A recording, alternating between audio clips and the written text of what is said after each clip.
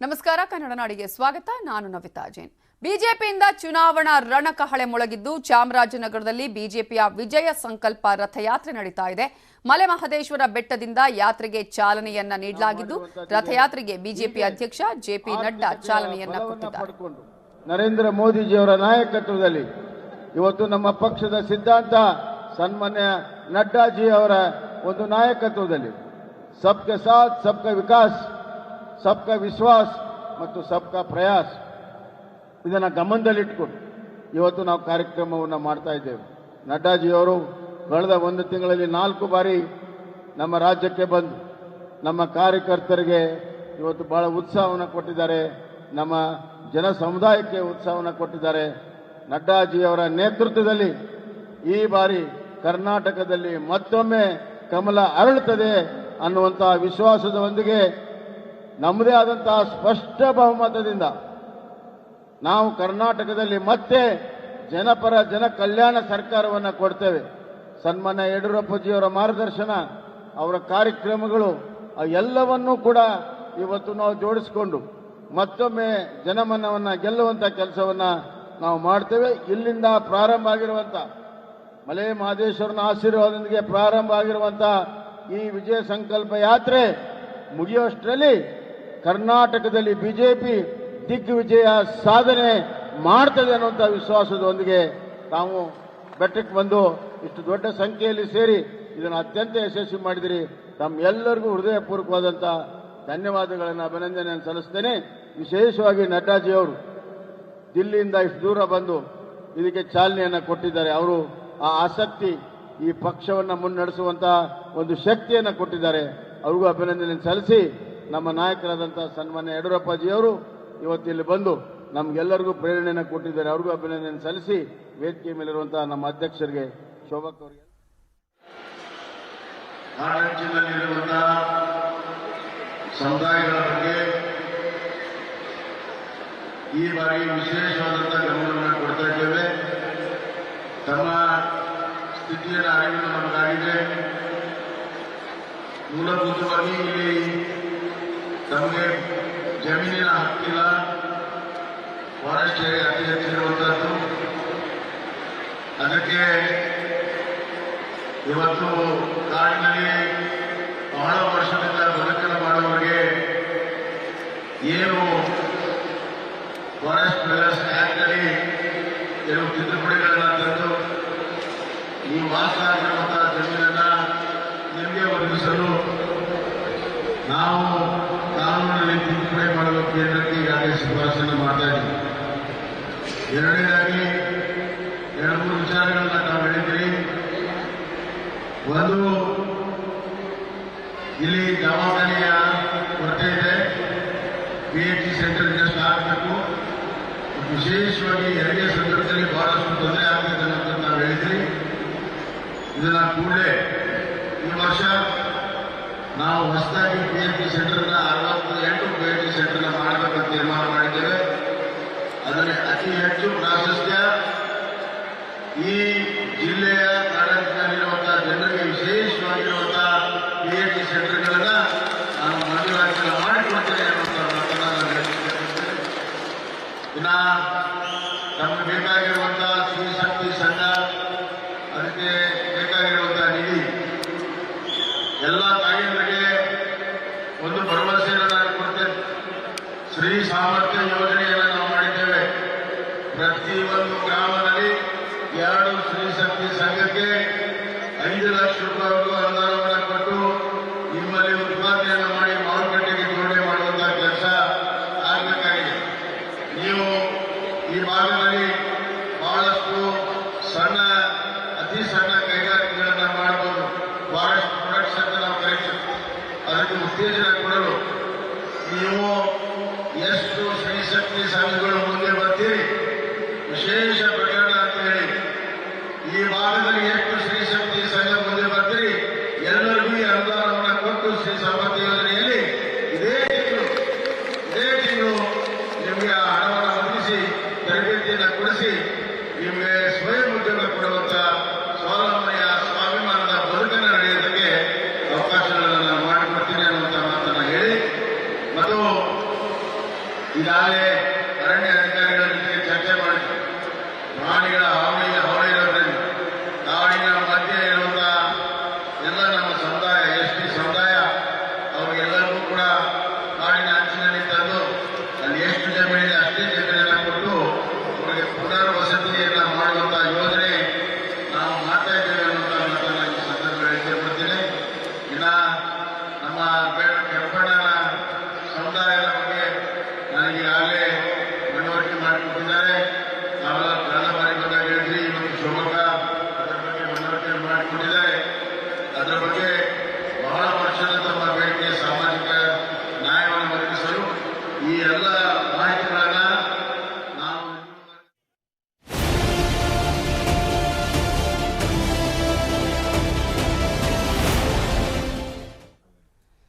ಸರ್ಕಾರಿ ನೌಕರರಿಗೆ 17% ವೇತನ ಹೆಚ್ಚಳ ಮಾಡಿ ಸರ್ಕಾರದಿಂದ ಅಧಿಕೃತ ಆದೇಶ ಪ್ರಕಟ ಆಗಿದೆ. ಏಪ್ರಿಲ್ 1ರಿಂದ ಜಾರಿಗೆ ಬರುವಂತೆ ಆದೇಶವನ್ನ ಈಗ ಹೊರಡಿಸಲಾಗಿದೆ. ಮಧ್ಯಂತರ ಪರಿಹಾರ ವೇತನ ನೀಡಿ ಆದೇಶವನ್ನ ಪ್ರಕಟಿಸಲಾಗಿದ್ದು ಏಪ್ರಿಲ್ 1, 2023ರಿಂದ ಆದೇಶ ಜಾರಿಗೆ ಬರಲಿದೆ. ನಿವೃತ್ತದಾರರಿಗೂ ವೇತನವನ್ನ ಹೆಚ್ಚಳ ಮಾಡಲಾಗಿದೆ. ಈ ಆದೇಶದಲ್ಲಿ ಸ್ಥಳೀಯ ಸಂಸ್ಥೆಯ ನೌಕರರು ವೇತನವನ್ನ ಹೆಚ್ಚಳ ಮಾಡಲಾಗಿದೆ. ಶಿಕ್ಷಕರು, ವಿವಿ ಸಿಬ್ಬಂದಿಯ ವೇತನ ಹೆಚ್ಚಿಸಲಾಗಿದೆ. ಸ್ಥಳೀಯ ಸಂಸ್ಥೆಗಳ ಸಿಬ್ಬಂದಿಯ ವೇತನವೂ ಹೆಚ್ಚಳ ಮಾಡಲಾಗಿದೆ. ಸರ್ಕಾರಿ ನೌಕರರಿಗೆ 17% ಮಧ್ಯಂತರ ಪರಿಹಾರದ ವೇತನ ಹೆಚ್ಚಳ ಮಾಡುವುದರ ಮೂಲಕ ಸರ್ಕಾರ ಈಗ ರಾಜ್ಯ ಸರ್ಕಾರಿ ನೌಕರರ ಬೇಡಿಕೆ ಏನಿತ್ತಲ್ಲ ಅದಕ್ಕೆ ಪೂರಕವಾಗಿ ಸ್ಪಂದನೆಯನ್ನ ಮಾಡಿದೆ. 2 ಪ್ರಮುಖ ಬೇಡಿಕೆಗಳನ್ನ ಇಟ್ಟುಕೊಂಡು ಇವತ್ತಿನಿಂದ ಅನಿರ್ದಿಷ್ಟಾವಧಿ ಹೋರಾಟಕ್ಕೆ ಆಲ್ರೆಡಿ ಮುಂದಾಗಿದ್ರು, ಹೋರಾಟವನ್ನ ಮಾಡ್ತಾ ಇದ್ರು. ಈಗ ಸರ್ಕಾರ ಆದೇಶವನ್ನು ಹೊರಡಿಸುವುದರ ಮೂಲಕ ಅವರ ಮುಷ್ಕರ ಅಂತ್ಯವಾಗಿದೆ. ಅವರು ತಮ್ಮ ಅನಿಸಿಕೆಗಳನ್ನೆಲ್ಲ ಹೇಳಿದ ಮೇಲೆ ಈಗ ಒಂದು ಒಪ್ಪಂದಕ್ಕೆ ಬಂದಿದ್ದೇವೆ. ಇಂಟೀರಿಯಂ ರಿಲೀಫು ಸರ್ಕಾರಿ ನೌಕರರಿಗೆ 17% ಕೊಡುವಂಥದ್ದು ಒಪ್ಪಿಗೆ ಆಗಿದೆ. ಅದಕ್ಕೆ ಆದೇಶಗಳು 17%, ಅದಕ್ಕೆ ಆದೇಶ ಕೂಡ ಈಗ ಇಶ್ಯೂ ಆಗ್ತದೆ. ಹಾಗಾದ್ರೆ ಯಾರ್ಯಾರಿಗೆ ಮೂಲ ವೇತನ ಎಷ್ಟಿತ್ತು, ಅವರಿಗೆ ಈಗ ಎಷ್ಟೆಷ್ಟು ಸ್ಯಾಲರಿ ಜಾಸ್ತಿ ಆಗಲಿದೆ ಅನ್ನುವಂತಹ ಲೆಕ್ಕವನ್ನ ನೋಡೋದಾದ್ರೆ ಇದು ಏಪ್ರಿಲ್ನಿಂದ ಏಪ್ರಿಲ್ವರೆಗೆ ಇರಲಿದೆ. 17,000 ರೂಪಾಯಿ ಸ್ಯಾಲರಿ ಇದ್ದವರು ಈಗ 19,890 ರೂಪಾಯಿಯನ್ನ ಪಡ್ಕೊಳ್ಳಲಿದ್ದಾರೆ. 20,400 ರೂಪಾಯಿ ಇದ್ದಂತಹ ಬೇಸಿಕ್ ಸ್ಯಾಲರಿ 23,868 ಆಗಲಿದೆ. 25,200 ಇದ್ದಂತಹ ಸ್ಯಾಲರಿ 29,484 ಆಗಲಿದೆ. 30,350 ಇದ್ರೆ 35,510 ಆಗುತ್ತೆ. 40,900 ಇದ್ರೆ 47,853 ಆಗುತ್ತೆ. 50,150 ಇದ್ರೆ 58,676 ಆಗುತ್ತೆ. 61,150 ಇದ್ರೆ 71,546 ಆಗುತ್ತೆ. 70,850 ರೂಪಾಯಿ ಸ್ಯಾಲರಿ ಇದ್ರೆ 82,895 ಆಗುತ್ತೆ. 90,500 ಇದ್ರೆ 1,05,885 ರೂಪಾಯಿ ಆಗುತ್ತೆ. 1,02,100 ಇದ್ರೆ 1,19,457 ರೂಪಾಯಿ. 1,50,600 ಇದ್ರೆ 1,76,202 ರೂಪಾಯಿ ವೇತನ ಜಾಸ್ತಿ ಆಗಲಿದೆ.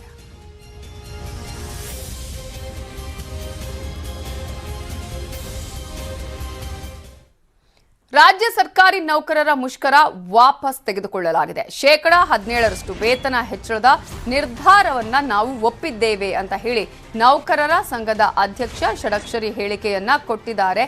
ಸರ್ಕಾರ 2 ತಿಂಗಳ ಸಮಯಾವಕಾಶವನ್ನ ಕೇಳಿದೆ. ಅಧಿಕೃತ ಆದೇಶ ಈಗ ನಮ್ಮ ಕೈ ಸೇರಿದೆ.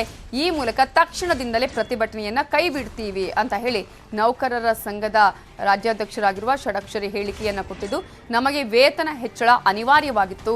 7ನೇ ವೇತನ ಆಯೋಗ ಜಾರಿ ಮಾಡಬೇಕು, ಸರ್ಕಾರ OPS ಅನ್ನ ಜಾರಿ ಮಾಡಲೇಬೇಕು ಅಂತ ಹೇಳಿ ಷಡಕ್ಷರಿ ಒತ್ತಾಯವನ್ನ ಮಾಡಿದ್ದಾರೆ.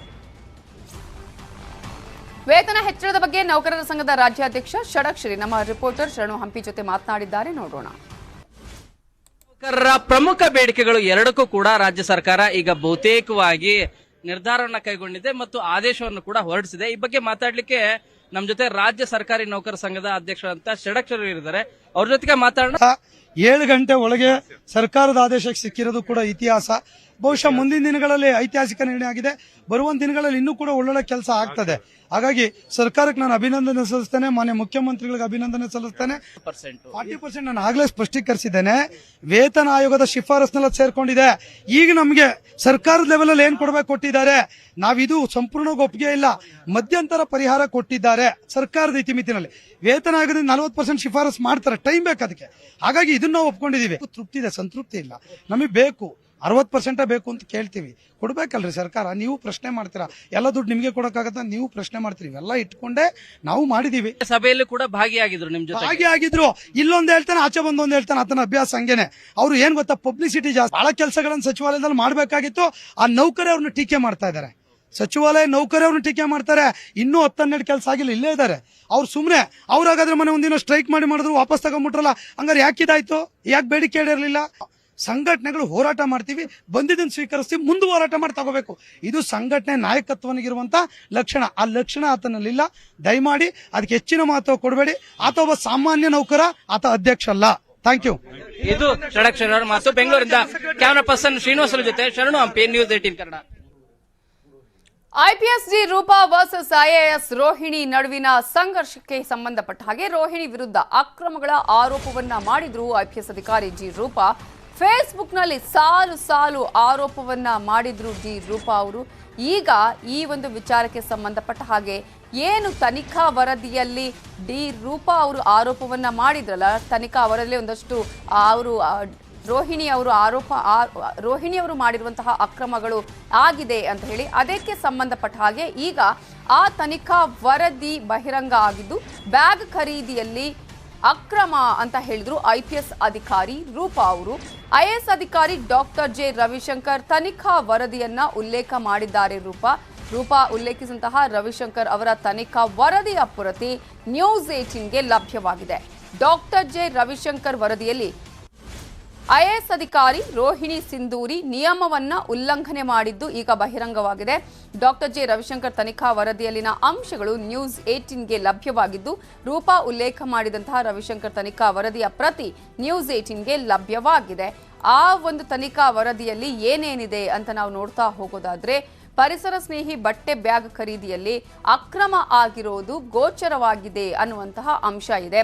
14,71,458 ಬಟ್ಟೆ ಬ್ಯಾಗ್ ಖರೀದಿಯಲ್ಲಿ ಅಕ್ರಮ ಆಗಿದೆ ಅನ್ನೋದು ಈ ಒಂದು ತನಿಖಾ ವರದಿಯಲ್ಲಿ ಉಲ್ಲೇಖ ಆಗಿದೆ. ಬ್ಯಾಗ್ ಖರೀದಿಗೆ ಜನಪ್ರತಿನಿಧಿಗಳ ಸಭೆಯಲ್ಲಿ ಅನುಮೋದನೆಯನ್ನ ಪಡೆದಿಲ್ಲ ಅನ್ನೋದು ಕೂಡ ಈ ವರದಿಯಲ್ಲಿ ಉಲ್ಲೇಖ ಆಗಿದೆ. ಮುಕ್ತ ಮಾರುಕಟ್ಟೆಯಲ್ಲಿ 13 ರೂಪಾಯಿಗೆ ಸಿಗುವ ಬ್ಯಾಗ್ ಅನ್ನ 52 ರೂಪಾಯಿ ಕೊಟ್ಟು ಪರ್ಚೇಸ್ ಮಾಡಲಾಗಿದೆ. ಸಗಟು ದರದಲ್ಲಿ ಬ್ಯಾಗ್ ಖರೀದಿಸಿ ಸರ್ಕಾರಕ್ಕೆ ಆರ್ಥಿಕ ಹೊರೆಗೆ ರೋಹಿಣಿ ಸಿಂಧೂರಿ ಅವರು ಕಾರಣರಾಗಿದ್ದಾರೆ. KTPP ಕಾಯ್ದೆ ಹಾಗೂ ನಿಯಮಾವಳಿಗಳ ಉಲ್ಲಂಘನೆಯಾಗಿದೆ. DC ಆರ್ಥಿಕ ಅಧಿಕಾರವ 5 ಕೋಟಿಯನ್ನು ಮೀರಿ ಇವರು ವ್ಯವಹಾರ ಮಾಡಿದ್ದಾರೆ. ಬಟ್ಟೆ ಬ್ಯಾಗ್ ಖರೀದಿಯ ಮೊತ್ತ 5 ಕೋಟಿಯನ್ನು ಮೀರಿದೆ. ಸರ್ಕಾರದ ಆರ್ಥಿಕ ಅಧಿಕಾರದ ಪ್ರತ್ಯಾಯೋಜನೆಯನ್ನ ಇವರು ಉಲ್ಲಂಘನೆ ಮಾಡಿದ್ದಾರೆ ಅನ್ನುವಂತಹ ಅಂಶಗಳು ಈ ತನಿಖಾ ವರದಿಯಲ್ಲಿ ಉಲ್ಲೇಖವಾಗಿದೆ. ಈ ಮೂಲಕ ಡಿ ರೂಪಾ ಅವರು ತನಿಖಾ ವರದಿಯ ಬಗ್ಗೆ ಉಲ್ಲೇಖವನ್ನು ಮಾಡಿದ್ರು. ರೋಹಿಣಿ ಸಿಂಧೂರಿ ಅವರು ಮಾಡಿರುವಂತಹ ಅವ್ಯವಹಾರ ಅದು ಸಾಬೀತಾಗಿದೆ, ತನಿಖಾ ವರದಿಯಲ್ಲಿ ಇದೆ ಅನ್ನುವಂತಹ ಮಾತನ್ನ ಹೇಳ್ತಾ ಇದ್ರಲ್ಲ, ಆ ಒಂದು ತನಿಖಾ ವರದಿಯ ಅಂಶಗಳು ಈಗ ಪ್ರತಿ ನ್ಯೂಸ್ 18ಗೆ ಲಭ್ಯವಾಗಿದೆ. ಡಾಕ್ಟರ್ ಜೆ ರವಿಶಂಕರ್ ವರದಿಯಲ್ಲಿ ಉಲ್ಲೇಖ ಮಾಡಿರುವಂತೆ ಸರ್ಕಾರದ ಆರ್ಥಿಕ ಅಧಿಕಾರದ ಪ್ರತ್ಯಾಯೋಜನೆಯ ಉಲ್ಲಂಘನೆ ಮಾಡಿರುವುದು ಮಾತ್ರ ಅಲ್ಲ, ಆರ್ಥಿಕ ಅಧಿಕಾರ ಡಿಸಿಗೆ ಒಬ್ಬರಿಗೆ ಇರುವಂತದ್ದು 5 ಕೋಟಿ, ಅದನ್ನೂ ಮೀರಿ ಇವರು ವ್ಯವಹಾರವನ್ನ ಮಾಡಿದ್ದಾರೆ. ಬಟ್ಟೆ ಬ್ಯಾಗ್ ಖರೀದಿಯ ಮೊತ್ತ 5 ಕೋಟಿಯನ್ನು ಮೀರಿದೆ ಅನ್ನುವಂತಹ ಅಂಶವನ್ನು ಕೂಡ ಉಲ್ಲೇಖ ಮಾಡಲಾಗಿದೆ. ಎಲ್ಲದರ ಬಗ್ಗೆ ಇನ್ನಷ್ಟು ಡೀಟೇಲ್ಸ್ ಕೊಡೋದಕ್ಕೆ ನಮ್ಮ ಸ್ಪೆಷಲ್ ಕರೆಸ್ಪಾಂಡೆಂಟ್ ಆಗಿರುವಂತಹ ಸುನಿಲ್ ಈಗ ನೇರ ಸಂಪರ್ಕದಲ್ಲಿ ಜಾಯ್ನ್ ಆಗಿದ್ದಾರೆ. ಸುನಿಲ್, ಈಗಾಗಲೇ ಡಿ ರೂಪಾ ಹೇಳಿದ ಪ್ರಕಾರನೇ ತನಿಖಾ ವರದಿಯಲ್ಲಿ ಈಗ ಅವರು ಮಾಡಿರುವಂತಹ ಅಕ್ರಮ ಸಾಬೀತಾಗಿದೆ, ಅದರಲ್ಲಿ ಇರುವಂತಹ ವಿಚಾರಗಳನ್ನ ನೋಡಿದ್ರೆ ಅದು ಸತ್ಯ ಅಂತ ಅನ್ಸುತ್ತೆ ಅಂತ ಹೇಳ್ತಾ ಇದ್ರು. ಸೊ ಈಗ ಈ ಒಂದು ಅಂಶಗಳ ಮೂಲಕ ರೋಹಿಣಿ ಸಿಂಧೂರಿ ಅವರು ಇದರಲ್ಲಿ ಮಾಡಿರುವ ಅಕ್ರಮದ ಅವ್ಯವಹಾರದ ವಿಚಾರಕ್ಕೆ ಸಾಬೀತಾಗುವಂತಹ ಲಕ್ಷಣಗಳು ಇದೆ ಹಾಗಾದ್ರೆ? ಕವಿತಾ, ಈಗ ರೂಪಾ ಅವರು ರೋಹಿಣಿ ಸಿಂಧೂರಿ ವಿರುದ್ಧ ಮಾಡಿರುವಂತಹ ಆರೋಪಕ್ಕೆ ಸಂಬಂಧಪಟ್ಟಂತೆ ಮತ್ತು ಅದಕ್ಕೆ ಪುಷ್ಟಿ ನೀಡುವಂತೆ ಈ ಒಂದು ಡಾಕ್ಯುಮೆಂಟ್ ನ್ಯೂಸ್ 18ಗೆ ಲಭ್ಯ ಆಗಿರುವಂಥದ್ದು. ಈ ಒಂದು ಡಾಕ್ಯುಮೆಂಟ್ನಲ್ಲಿ ರೂಪಾ ಅವರ ವಿರುದ್ಧ ತನಿಖೆಯನ್ನು ನಡೆಸಿದಂತಹ IAS ಅಧಿಕಾರಿಯವರು ಏನೇನು ವಿಚಾರಗಳನ್ನು ಉಲ್ಲೇಖ ಮಾಡಿದ್ದಾರೆ ಅನ್ನುವಂಥದ್ದು ಮೆನ್ಷನ್ ಆಗಿರುವಂಥದ್ದು. ಅದರಲ್ಲಿ ಪ್ರಮುಖವಾಗಿರುವಂಥದ್ದು, ಅವರು ಮೈಸೂರು DC ಆಗಿದ್ದಂತಹ ಸಂದರ್ಭದಲ್ಲಿ ಪರಿಸರ ಸ್ನೇಹಿ ಬಟ್ಟೆ ಬ್ಯಾಗ್ ಖರೀದಿಗೆ ಸಂಬಂಧಪಟ್ಟಂತೆ ಸರ್ಕಾರದಿಂದ ನಿರ್ದೇಶನ ಬಂದಿತ್ತು. ಅದಕ್ಕೆ ಸಂಬಂಧಪಟ್ಟಂತೆ ಬಟ್ಟೆ ಬ್ಯಾಗ್ಗಳನ್ನು ಖರೀದಿ ಮಾಡುವ ವಿಚಾರದಲ್ಲಿ ಯಾವ ರೀತಿ ಅವ್ಯವಹಾರನ ಎಸಗಿದ್ದಾರೆ ಅನ್ನುವಂಥದ್ರ ಬಗ್ಗೆ ತನಿಖೆಯನ್ನು ನಡೆಸಲಾಗಿತ್ತು. ಈ ತನಿಖೆಯಲ್ಲಿ ಕಂಡುಬಂದಂತಹ ಒಂದು ಪ್ರಮುಖ ಅಂಶ ಅಂತ ಹೇಳಿದ್ರೆ, ಒಬ್ಬರು DC ಆಗಿ ಅವರಿಗೆ ಆರ್ಥಿಕ ವಿಚಾರಗಳಿಗೆ ಸಂಬಂಧಪಟ್ಟಂತೆ ಪರಮಾಧಿಕಾರ ಇರುವಂಥದ್ದು 5 ಕೋಟಿಯ ಒಳಗಡೆ ವ್ಯವಹಾರ ಮಾಡುವಂಥದ್ದಕ್ಕೆ. ಆದರೆ ಅವರು ಅದರಲ್ಲಿ ಪ್ರಮುಖವಾಗಿ 13 ರೂಪಾಯಿಗೆ ಸಿಗುವಂಥ ಬ್ಯಾಗ್ನ 52 ರೂಪಾಯಿ ಕೊಟ್ಟು ಖರೀದಿಯನ್ನು ಮಾಡಿರುವಂಥದ್ದು. ಇದಕ್ಕೆ ಸುಮಾರು 7 ಕೋಟಿ ರೂಪಾಯಿ ಖರ್ಚಾಗಿತ್ತು. ಹಾಗಾಗಿ ಇಲ್ಲಿ ಸುಮಾರು 2 ಕೋಟಿಯಷ್ಟು ಹೆಚ್ಚುವರಿ ಹೊರೆ ಸರ್ಕಾರಕ್ಕೂ ಕೂಡ ಬಂದಿತ್ತು. ಇದು ಯಾವ ಕಾರಣಕ್ಕೋಸ್ಕರ ಮಾಡಿದ್ದಾರೆ ಅನ್ನುವಂಥದ್ದು ಪ್ರಮುಖ ವಿಚಾರ. ಇದು ಈ ಒಂದು ಖರೀದಿಯನ್ನು ಮಾಡಬೇಕಂದ್ರೆ ಅಥವಾ ಈ ಒಂದು ವ್ಯವಹಾರವನ್ನು ಮಾಡಬೇಕಂದ್ರೆ ಅದು ಜನಪ್ರತಿನಿಧಿಗಳ ಜೊತೆಗೆ ಸಭೆಯಲ್ಲೂ ಕೂಡ ಡಿಸ್ಕಸ್ ಆಗಬೇಕಾಗಿತ್ತು. ಆದರೆ ಅದ್ಯಾವುದನ್ನು ಕೂಡ ರೋಹಿಣಿ ಸಿಂಧೂರಿ ಅವರು ಮಾಡಿಲ್ಲ ಅನ್ನುವಂಥದ್ದು ಈ ಒಂದು ತನಿಖಾ ವರದಿಯಲ್ಲಿ ಬಹಿರಂಗ ಆಗಿರುವಂಥದ್ದು. ಈ ಎಲ್ಲ ವಿಚಾರಗಳನ್ನು ಒಳಗೊಂಡಂತೆ ಒಟ್ಟು 9 ಅಂಶಗಳನ್ನು ಉಲ್ಲೇಖ ಮಾಡಿಕೊಂಡು IAS ಅಧಿಕಾರಿ ರವಿಶಂಕರ್ ಅವರು ಈ ಒಂದು ವರದಿಯನ್ನು ಸರ್ಕಾರಕ್ಕೆ ಸಲ್ಲಿಕೆ ಮಾಡಿದರು. ಈ ಒಂದು ವರದಿಯ ಪ್ರತಿ ಇದೀಗ ನ್ಯೂಸ್ 18ಗೆ ಲಭ್ಯ ಆಗಿರುವಂಥದ್ದು ಮತ್ತು ಇದರಲ್ಲಿ ರೋಹಿಣಿ ಸಿಂಧೂರಿ ವಿರುದ್ಧ ರೂಪಾ ಅವರು ಮಾಡಿರುವಂಥ ಆರೋಪ ಎಷ್ಟರ ಮಟ್ಟಿಗೆ ನಿಜ ಅನ್ನುವಂಥದ್ದು ಪ್ರೂವ್ ಆಗಿದೆ. Navita, okay, thank you Sunil Dharmasthala ಡೀಟೇಲ್ಸ್ಗೆ. Welcome back. Gokak republic of Gokak ಆಗಿದೆ. ರಮೇಶ್ ಜಾರಕಿಹೊಳಿ ದುಡ್ಡಿಗೆ ಮಾಡಿಕೊಂಡಿದ್ದಾರೆ. ಸಾಹುಕಾರ್ ವಿರುದ್ಧ ಶಾಸಕಿ ಲಕ್ಷ್ಮೀ ಹೆಬ್ಬಾಳ್ಕರ್ ಗುಡುಗಿದ್ದಾರೆ. ಈಗ ಗೋಕಾಕ್ ಅನ್ನೋದು ಅದು ರಿಪಬ್ಲಿಕ್ ಆಫ್ ಗೋಕಾಕ್ ಆಗಿದೆ. ರಮೇಶ್ ಜಾರಕಿಹೊಳಿ ತಮ್ಮನ್ನ ತಾವು ದುಡ್ಡಿಗೆ ಮಾರ್ಕೊಂಡಿದ್ದಾರೆ ಅಂತ ಗುಡುಗಿದ್ದಾರೆ ಲಕ್ಷ್ಮೀ ಹೆಬ್ಬಾಳ್ಕರ್. ಕ್ಷೇತ್ರದ ಜನರ ಕಬ್ಬಿನ ಬಿಲ್ ಕೊಟ್ಟು ಮಾತನಾಡಿ ಓರ್ವ ರೈತ ನಿಮ್ಮ ಹೆಸರು ಬರೆದಿಟ್ಟು ಆತ್ಮಹತ್ಯೆಗೆ ಶರಣಾದ್ರು. ಕ್ಷೇತ್ರದ ಜನರ ಬಾಕಿ ಹಣ ಕೊಟ್ಟು ಮಾತನಾಡಿ ಅಂತ ಲಕ್ಷ್ಮೀ ಹೆಬ್ಬಾಳ್ಕರ್ ಸವಾಲನ್ನ ಹಾಕಿದ್ದಾರೆ. ಶಿವಾಜಿ ಪ್ರತಿಮೆ ವಿಚಾರಕ್ಕೂ ಸಾಹುಕಾರ್ಗೆ ಟಾಂಗ್ ಅನ್ನ ಕೊಟ್ಟಿದ್ದಾರೆ. ನಾನು ನಿರ್ಮಾಣ ಮಾಡಿದ ಪ್ರತಿಮೆಯನ್ನ ನಿಮ್ಮಿಂದ ಯಾಕೆ ಉದ್ಘಾಟನೆ? ಬಿಜೆಪಿ ನಾಯಕರಿಗೆ ಪ್ರಶ್ನೆಯನ್ನ ಮಾಡಿದ್ದಾರೆ ಲಕ್ಷ್ಮೀ ಹೆಬ್ಬಾಳ್ಕರ್.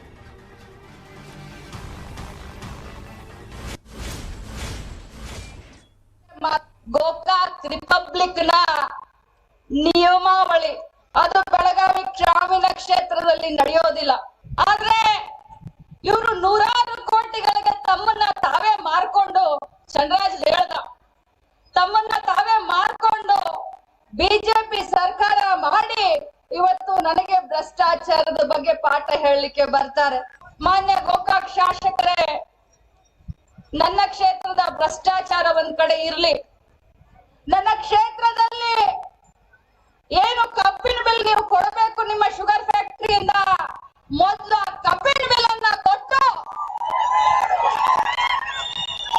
ನನ್ನ ಕ್ಷೇತ್ರದ ಬಗ್ಗೆ ಮಾತನಾಡಿ. ನಾನು ಮಾಡಿದಂತ ಛತ್ರಪತಿ ಶಿವಾಜಿ ಮಹಾರಾಜ್ ಅವರ ಮೂರ್ತಿಯನ್ನ ಉದ್ಘಾಟನೆ ಮಾಡ್ಲಿಕ್ಕೆ ನಾಚಿಕೆ ಆಗಬೇಕು. ರಾಜ್ಯದ ಮುಖ್ಯಮಂತ್ರಿ ಅವ್ರನ್ನ ಕರ್ಕೊಂಡು ಹೋಗಿ ಉದ್ಘಾಟನೆ ಮಾಡಿಸ್ತಾ ಇದ್ದೀರಾ? ಏನ ಹಕ್ಕಿದೆ ನಿಮಗೆ? ನೀವೇನ್ ಮಾಡಿ? Election bench comedy punch. Political ಸೈನ್ಸ್ಗೆ ನವರಸದ ಟಚ್. ರಾಜಕಾರಣಿಗಳ ಪ್ರಕಾರ ಅವರು ಮಾಡಿದ್ದೇ ಸರಿ. ಇಂಥದ್ದನ್ನೆಲ್ಲ ಹಾಸಿದ ಬಾಣ್ಲಿಯೊಳಗೆ ಹಾಕೊಂಡು ಹುರಿದು ಬಡಿಸುತ್ತೆ ನಮ್ ಚುನಾವಣಾ ಚುರುಮುರಿ. ನೋಡಿ, ಎಂಜಾಯ್ ಮಾಡಿ.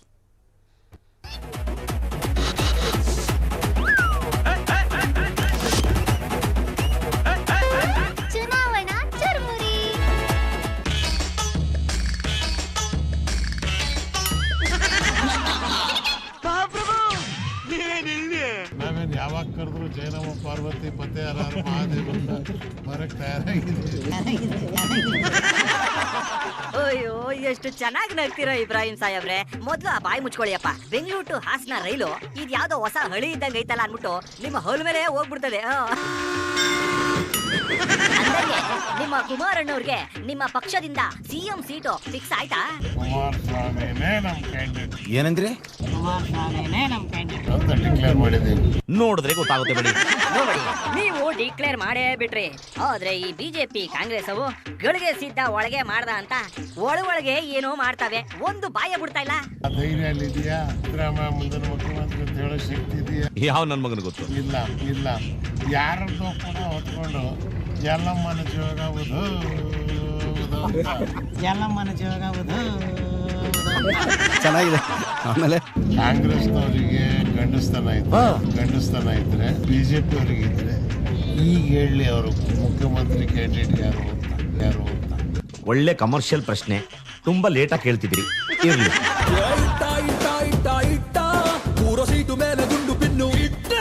ಅಲ್ಲ, ರಾತ್ರಿ ಏನಾದ್ರೂ ಪೊಲೀಸ್ ಸ್ಟೋರಿ ಪಾರ್ಟ್ 2 ನೋಡ್ಕೊಂಡ್ ಬಂದ್ರ? ಸಾಯಿ ಕುಮಾರ್ ರೇಂಜ್ ಅಲ್ಲಿ ಡೈಲಾಗ್ ಹೊಡಿತಾ ಇದೀರಲ್ಲ. ಎಡಿಟ್ರೆ, ಇವನ್ನೆಲ್ಲ ನಮ್ ಕಿವಿಲ್ ಕೇಳಕ್ಕಾಗಲ್ಲ, ಮೊದ್ಲು ಇವ್ರನ್ನ ಕಳ್ಸಿಯಪ್ಪ. ಯಾರು ಹೇಗಾದ್ರೂ ಮಾಡ್ಕೊಳ್ಳಿ, ಅವ್ರ ಬಗ್ಗೆ ಹೇಳ್ತೀರಾ? ಈಗ ನಮ್ಮ ಜಮೀರ್ ಅವರು ಮಿಷಿನ್ ಬಗ್ಗೆನೇ ಮಾತಾಡ್ತಾರಂತೆ. ಅವ್ರ ಮಿಷಿನ್ ಏನಾಯ್ತು ಅಂತ ಕೇಳೋಣ, ಮುಸಿ ಕರ್ಸಿಯಪ್ಪ. ರೈತರಿಗೆ ಸಾಲ ಮನ್ನಾ ಮಾಡಿ ಅಂದ್ರೆ ನಮ್ತವ ಪ್ರಿಂಟಿಂಗ್ ಮಿಷಿನ್ ಇಲ್ಲ. ಏನು ಮಿಷಿನ್ ಇಲ್ಲ ಅಂದ್ರಂತ? ಯಾರು? ಇದೇ ಮನೆ ಯಡಿಯೂರಪ್ಪ ಅವರು ಮೋಸ್ಟ್ ಸೀನಿಯರ್ ಅಂಡ್ ಮನೆ ಸಿದ್ದರಾಮಯ್ಯ ಅವರು ಪ್ರಮಾಣ ವಚನ ಮಾಡಿ ಸಾಲ ಮನ್ನಾ ಮಾಡಿದ್ರು. ಸಿದ್ದರಾಮಯ್ಯ ಮಿಷಿನ್ ಇತ್ತ? ಏನಂದ್ರೆ ಸಿದ್ದರಾಮಯ್ಯ ಮಿಷಿನ್ ಇತ್ತ? ಯಾವ ನನ್ನ ಮಗನಿಗೆ ಗೊತ್ತು. ಈಗ ನಮ್ದಕ್ಕೆ ಏನ್ ಮಾಡೋದು? ಸಿದ್ದರಾಮಯ್ಯ ಪ್ರಿಂಟ್ ಮಾಡ್ತಾ ಇದ್ರಾ?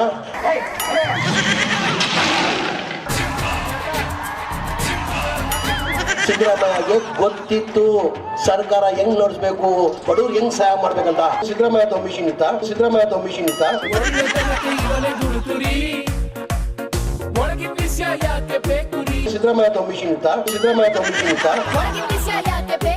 ಅಯ್ಯೋ ಜಮೀರಣ್ಣ, ಮ್ಯಾಟ್ರಿಕ್ ಬನ್ನಿಯಪ್ಪ, ನಮ್ಗೆ ಟೈಮ್ ಇಲ್ಲ, ಪ್ರೋಗ್ರಾಮ್ ಮುಗಿಸ್ಬೇಕು. तुम्हें क्या बोलती सर? ಡೈಲಿ ಒಂದು ಅರ್ಧ ಗಂಟೆ ಒಂದು ವಾರ ಬಂದು ಸಿದ್ದರಾಮಯ್ಯ ಅಥವಾ ಟ್ಯೂಷನ್ ತಗೊಳ್ಳಿ ಅಂತ ಆಟ ಮಾಡಿದೆ. ಇವತ್ತು ಆ ಟ್ಯೂಷನ್ ತಗೊಂಡು ಹಸುರ ಕೊಂಬ ಇಡ್ಲಿ, ಯಡಿಯೂರಪ್ಪ ಅವ್ರಿಲ್ಲಿ. ಏನಂದ್ರೆ ಹಸುರ ಕೊಂಬ ಇಡ್ಲಿ, ಯಡಿಯೂರಪ್ಪ ಅವ್ರಿಲ್ಲಿ. ಸಿಕ್ಕಾಪಟ್ಟೆ ಕನ್ಫ್ಯೂಷನ್ ಮಾತಾಡ್ತಿದ್ರಿ. ತಗೊಂಡಿದ್ರೆ ಒಳ್ಳೆ ಸರ್ಕಾರ ಕೊಡ್ತಾ ಇದ್ರು, ಕೆಟ್ಟ ಹೆಸರು ಬರ್ತಾ ಇಲ್ಲ. ಶಬಾಷ್. ಅಯ್ಯಯ್ಯೋ, ಇದೇನ್ರೋ ಇದು? ನಾಲ್ಗೆ ಒಂದೇ ಕಡೆ ನಿಲ್ದಲ್ಲೇ ಶಿವಾಜಿನಗರಕ್ಕೂ ಚಾಮರಾಜಪೇಟೆಗೂ ಓಡಾಡ್ತಾ ಇತ್ತಲ್ಲೋ. ಈಗ ನಮ್ದಕ್ಕೆ ಏನ್ ಮಾಡೋದು? ಎಡಿಟ್ರೆ, ಬದ್ಲು ಈ ವಯ್ಯನ್ನ ಶಿವಾಜಿನಗರಕ್ಕೆ ಬಸ್ ಹತ್ತಿಸ್ಬಿಡ್ರಪ್ಪ. ನಮ್ಮ ರೇವಣ್ಣವರು ಹಾಸನಲ್ಲೇ ಇದಾರ ಅಥವಾ ಕೇರಳ ಕೊಳ್ಳೇಗಾಲ ಅಂತ ನಿಂಬೆ ಹಣ್ಣು ಇಟ್ಕೊಂಡು ಓಡಾಡ್ತಾವ್ರ ಹೆಂಗೆ ಅಂತ ಒಸಿ ನೋಡ್ರಪ್ಪ. ರೇವಣ್ಣವ್ರೆ, ನಮ್ಮ ಯಡಿಯೂರಪ್ಪನವರು ಆಪರೇಷನ್ ಮಾಡಕ್ ಹೊಂಟವ್ರಂತೆ. ಏನೋ ಹಂಗಂತ ಗುಸು ನಿಮ್ ಕಡೆಯವ್ರನ್ನ ಒಸಿ ನೋಡ್ಕೊಳ್ರಪ್ಪ. ಆಮೇಲೆ ನನಗೂ ಆಪರೇಷನ್ ಮಾಡಿಸಿ ಅಂತ ಒಂಡ್ಗಿಂಡ್ಬಿಟ್ಟಾರು. ಈಗ ನೋಡ್ರಿ, ಆಪರೇಷನ್ ಯಾವ್ದು ಆಗಲ್ಲ. ಈಗೆಲ್ಲೂ ಆಪರೇಷನ್ ಥಿಯೇಟರ್ಗಳು ಖಾಲಿ ಇಲ್ಲ ಅಂತ ಹೇಳಿ ಈಗಾಗಲೇ ಯಡಿಯೂರಪ್ಪನವರಿಗೆ ಸೂಚನೆ ಬಂದಿದೆ. ತುಂಬಾ ಅನ್ಭವಿಸ್ತ್ರಪ್ಪ ನೀವು. ಯಡಿಯೂರಪ್ಪನವರು ಮಾಡಕ್ ಹೋಗಿ ಏನಂದ್ರೆ ಆಪರೇಷನ್ ಮಾಡಕ್ ಹೋಗಿ ಫೇಲ್ಯೂರ್ ಆಗಿದ್ದಾರೆ. ಆಯ್ತು ಬಿಡಿ. ಆಮೇಲೆ ಗ್ಯಾಪ್ ಅಲ್ಲಿ ಕುಮಾರಣ್ಣನೇ ಆಪರೇಷನ್ ಮಾಡಿದ್ರು ಮಾಡ್ಬಿಡ್ತಾರೆ ಯಡಿಯೂರಪ್ಪನವರು. ಒಸಿ ಹುಷಾರಾಗಿ ನೋಡ್ಕೊಳ್ಳಿ. ನಿನ್ನೆ ರಾತ್ರಿ ಹೇಳಿಲ್ವೇನ್ರಿ ಅವರು ಜೋಯಿಸ್ ಇವ್ರು ಹೇಳ್ತಾ ಇದ್ರಲ್ರಿ, ಕುಮಾರಸ್ವಾಮಿ ಟೆಸ್ಟ್ ಮಾಡಕ್ ಹೋರ್ ಅವ್ರಿಗೆ ತೊಂದ್ರೆ ಅಂತ. ನಡೀರಿ. ಆಯ್ತು ಸ್ವಾಮಿ, ನಿಮ್ಮ ಹಸುನೆ ಮುಂದೆ ಹೋಗ್ಲಿ, ನಮ್ಮ ಊರಿನೇ ಹಿಂದೆ ಹೋಗ್ಲಿ. ಹೇಳಿಟ್ರೆ, ಅದ್ ಯಾವ ಸ್ವಾಮೀಜಿ ಈ ತರ ಮಂತ್ರ ಹಾಕಿ ಕಳ್ಸೋನೋ ಗೊತ್ತಿಲ್ವಲ್ಲಪ್ಪ. ನಮ್ಗೇನಾಗ್ಬೇಕು? ಎತ್ತಿ ಗಾಡಿನ ನಡೀರಿ, ಮನೆ ಕಡೆ ಹೋಗೋಣ.